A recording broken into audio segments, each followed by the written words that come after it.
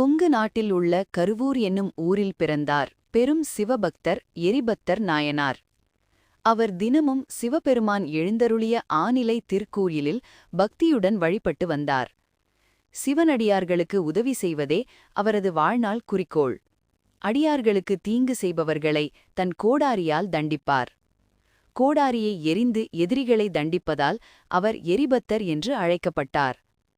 அதே ஊரில் வாழ்ந்தார் பக்திமிகு முதியவர் சிவகாமி ஆண்டார். அவர் தினமும் விடியற்காலையில் எழுந்து இறைவனுக்காக மலர்கள் பறிப்பார். மலர்களின் மேல் தன் மூச்சு கூட படாதபடி வாயை கட்டிக்கொண்டு பக்தியுடன் சேகரிப்பார். அந்த மலர்களை மாலையாக தொடுத்து சிவபெருமான் திருவடியில் சமர்ப்பிப்பார். ஒருநாள் அவர் மலர்கூடை ஏந்தி திருக்கோயிலுக்கு சென்று கொண்டிருந்தார். அப்போது மதம் கொண்ட பட்டத்து யானை அவரை நோக்கி பாய்ந்தது. யானை தன் துதிக்கையால் மலர்கூடையை கீழே தள்ளியது.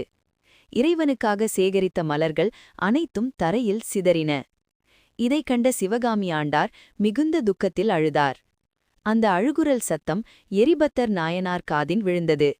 உடனே அவர் அங்கு ஓடிவந்து நடந்ததை கேட்டார்.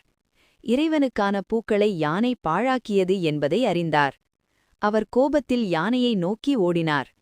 யானை தாக்க வந்ததும் தன் கோடாரியை ஓங்கி வீசினார். யானையின் தும்பிக்கை துண்டாக கீழே விழுந்தது. உடனே அந்த யானையும் தரையில் விழுந்து இறந்தது. இந்த செய்தி விரைவில் புகழ்ச்சோழன் அரசனிடம் சென்றது. அரசன் தன் படையுடன் அந்த இடத்திற்கு சென்றான். அங்கு யானை இறந்து கிடந்தது. அருகில் எரிபத்தர் நின்றார். நடந்ததை அறிந்த அரசன் மிகுந்த துயரமடைந்தான்.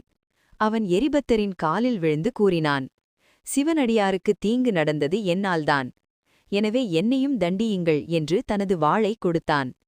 அரசனின் பக்தியைக் கண்ட எரிபத்தர் மனம் கலங்கினார். அப்பொழுது திடீரென சிவபெருமான் அசரீரி குரல் கேட்டது. உங்கள் பக்தியை உலகம் அறியவே இந்த நிகழ்வு நடந்தது. அந்த நொடியே யானையும் காவலர்களும் உயிர் பெற்றனர். சிவகாமி ஆண்டாரின் பூக்கூடை மீண்டும் மலர்களால் நிரம்பியது. அனைவரும் சிவபெருமான் கருணையை போற்றி மகிழ்ந்தனர். எரிபத்தர் நாயனார் குரு பூஜை மாசி மாதம் அஸ்தம நட்சத்திரத்தில் கொண்டாடப்பட்டது.